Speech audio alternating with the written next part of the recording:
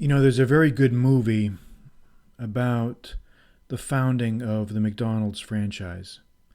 And this movie is called The Founder. It came out in 2016 and stars Michael Keaton. It's a very good movie. I recommend it. I saw it a few years ago and recently saw it again. And I like this movie because it's a very personal and very intimate story of how Ray Kroc took this idea for the McDonald's brothers and turned it into a world franchise. Now, this didn't happen all at once, obviously. This is something that grew in stages. It grew somewhat methodically, but it grew steadily in stages until this was the major food franchise in the United States. But what I wanted to talk about today is something that I'd like to call the Multimixer Moment. And that's a metaphor that I've taken from this movie, or taken from a scene in this movie, that describes that moment, that critical moment when someone decides I've had enough, that I've had enough and I'm going to make the move. I'm going to make the big jump. And this multi-mixer moment is a reference to a specific scene in the movie. The movie starts out where Ray Kroc is in the early 1950s. He's basically a traveling salesman, and he's hawking these multi-mixers. And these are ice cream shake machines. And I tried to find one that I could use, that I could post here, but there isn't one that's a public domain available one that I can use. So you'll have to just imagine it or see the movie. But it's basically a large electric machine that has a series of ice cream shake, spindles on it. It's the kind of thing that only a restaurant would really buy, if you were making a lot of shakes. And I guess in the 50s, ice cream sodas and shakes were a big deal. Not so much now. But anyway, this guy, Ray Kroc, is going door to door or restaurant to restaurant in the Midwest trying to hawk these multi-mixers with limited degrees of success. And then all of a sudden he gets a call from his corporate headquarters and they say, hey, we got an order for 8 multi-mixers from some restaurant in San Bernardino, California, blah, blah, blah, blah. And it's probably a mistake because nobody's ever bought 6 multi-mixers at once. So Ray calls out there to the restaurant and says, hey, is this a legitimate order? We'll have those shipped out to you here, but we just want to make sure that we got the right order. And the guy says on the phone, oh, yeah, it was a mistake. Actually, we're going to need 8 of them. We'll need 8 multi-mixers instead of 6. So this is the type of thing that gets a canny, intelligent businessman like Ray Kroc thinking. So he said, you know what? I'm going to go check this place out. So he detours from his usual sales route in the Midwest out to Southern California, and he actually eats at this McDonald's. And he's fascinated. And he asks to go meet the owners, and he talks to the McDonald's brothers, and they give him a tour of the kitchen and show him what they've done and their little assembly line process there and all that.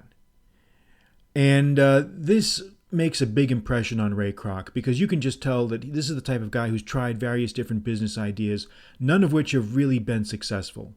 And he's in his early 50s. He's reaching that point in his life where it's a make or break moment. He's got to make things happen. He's got to do something. If it doesn't happen now, it's not going to happen. So this is his thinking. And he's also burdened, unfortunately, with a wife who is not very supportive of his ambitions. I would not say that she's contemptuous of his ambitions, but she's not fully on board. She's not engaged. She's not emotionally or really even financially engaged in his ambitions. And she just wants really him to ride it out and just have his little comfortable sales job and ride that out to the finish line. But Ray Kroc is not like this. He's not that kind of a man. He wants more. He wants something bigger, better, stronger, faster. He wants more. And so this budding franchise idea begins to percolate in his head. He can't get it out of his mind. He can't get it out of his mind. And yet he continues going along on his sales route, trying to hawk his multi-mixers, all the while cogitating over what he saw in San Bernardino, California. And it's eating at him. It's gnawing at him. It's gnawing at him. It's like that scene in Moby Dick, the quarterdeck, I think is the chapter, where Starbuck says to Stubb, he sees Ahab pacing on the quarterdeck, and he says, do you mark him, Stubb? The chick that's in him pecks the shell. 'Twill soon be out. In other words, there's something inside pecking away at the shell. And Ahab needed to get it out, and I guess Ray Kroc also needed to get it out. So anyway, for those of you who don't know, the sales job, the traveling sales job, can be a pretty dark job at times. I have a friend who did this line of work, and he told me eventually, every now and then you do have these Willy Loman moments. If you remember that play by, I can't remember what his name was, but Death of a Salesman. I can't remember the name of the guy who wrote Arthur Miller. That's right. Anyway, but life on the road, maybe not just for sales, but I think for anyone, if you're just going from Fleabag Motel to Fleabag Motel, it can get pretty depressing. It gets pretty depressing. And they show some scenes where Ray Kroc takes out his little electric record player and plays his little motivational records, 75 RPM records. I guess the 1950s version of Anthony. What the hell's his name? It's not a good day this morning for memory here, but Anthony the 1950s version of an Anthony Robbins motivational recordings. And anyway, so he's trying to keep his morale up, and those self-help stuff that can be very good to keep the morale up. So I'm not knocking that. I'm just making an observation. But in any case, things are approaching a point of criticality, a crisis point for Ray Kroc. Either he's going to do something or he's not going to do anything. And it all comes down to one moment. Remember that scene in Wall Street right before where Charlie Sheen goes in to see Gordon Gekko for the first time? He says, life all comes down to one moment. Life all comes down to a few moments, he says. This is one of them. And that's true. That is true. Life really does come down to a few critical moments, and it often can be things that you never really expect. Another example, there's a scene in the movie Collateral, Michael Mann film starring Jamie Foxx and Tom Cruise, where Tom Cruise is about to get into Jamie Foxx's cab, and Jamie Foxx doesn't see him, and Tom Cruise walks away. And then Foxx says, "Hey, no, I'm sorry, man, I didn't see you. Come on and get in." Now, if he had just let Tom Cruise go off on his way, he would have saved himself a hell of a lot of heartache that night and for the rest of his life. But fate has a way of intervening. It did not happen that way. It happened the other way. And sometimes fortune can turn on the slightest of incidents. And we know that from our study of ancient history and ancient philosophy. And I know you know that because you've been reading it in my books. I know you know it. So you don't need to be told this. You already know this. But it's nice to see a modern illustration of this principle. And so anyway, Ray Kroc is approaching a crisis point. He's approaching a point in his mind where this idea of getting out of the sales business is chipping away at him. He sees himself getting more and more aged. He realizes that he needs to make a move at some point. And so finally, it all comes to a head. And I call this crisis point the Multimixer Moment. There's a point in the movie where the actor, Michael Keaton, who's playing Ray Kroc, he makes his little sales pitch to some backyard restaurant in the middle of nowhere, and the guy basically slams the door in his face.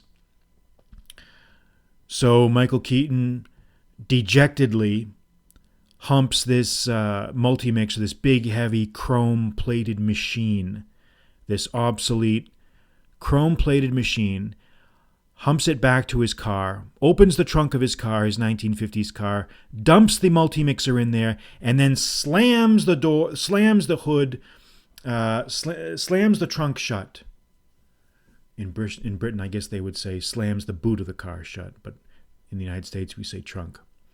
Anyway, he slams the trunk shut on the multimixer and then pounds his fists on the top of the trunk. He pounds his fists several times, not just once, but several times. He pounds his fists on the roof, on the roof of the trunk, in frustration, and rage, and anger.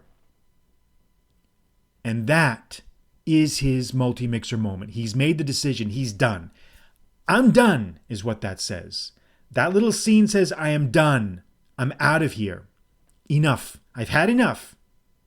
I've had enough. And that's when he drives all the way back to San Bernardino and he says, you've got a franchise. I'm doing it. I don't care where I get the money from. I don't care how I get the money. You're doing it. If not doing it for yourselves, do it for the country. Do it out of your patriotic duty. You just have to franchise this idea. And that leads to a whole other progression of the movie that we don't need to get into. But that was the genesis. The genesis of the idea began with the multimixer moment. The genesis of the idea, the crisis point was reached with that multimixer moment. That spark, that moment when flint struck steel, and the spark of inventiveness was generated. And when this spark of inventiveness was generated, all else could follow from that point. All else followed. Financing, he got financing. Employees, he got employees. Business plan, he made his own business plan. Once you make the decision to act, then everything else becomes very simple. Once you make the decision to act, then everything else follows. So all these guys who talk about, I'm going to do this, and I'm going to do that, and I'm going to do this, you know what? They're not going to do anything until they reach their multimixer moment. And either you're going to do it or you're not. There's no half-stepping in this life. Either you're going to make it happen or you're not. And some people, they talk a good game, but when push comes to shove, they never do anything. Because they were never going to happen. They were never going to make it happen anyway. They never had any intention of getting off their asses. They never had any intention of lifting a fucking finger and doing anything. They were all talk, a lot of talk in the bag. And you'll find out that there are many people like this. Many people like this. So this is the multimixer moment. And this is what you will need to accept. And this is something that you will need to act on when your crisis point comes. Because if you're not satisfied with where you are, if you're not satisfied with where you are with what you're doing, either you're going to change it or you will not. Either you will or you will not. And everyone makes this decision, whether you know it or not, whether you admit it to yourself or you don't. Everyone makes this decision. Everyone does.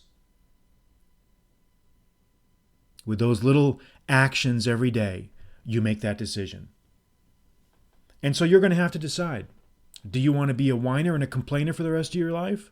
Or do you want to accept the challenge? Do you want to step in the arena? Do you want to accept the challenge? Are you serious? Are you truly serious about doing something? Or do you just want to talk? And you'd be surprised when I ask people this question. When I ask them questions like, do you want to fool around? Or do you really want to change things? I'll ask them. I said, do you really want to change things or do you just want to fool around? And you'd be surprised how many people have to pause before they can answer that question. Don't be one of those people. When your multi-mixer moment comes, act, and act decisively. and let fortune allow the chips to fall as they may.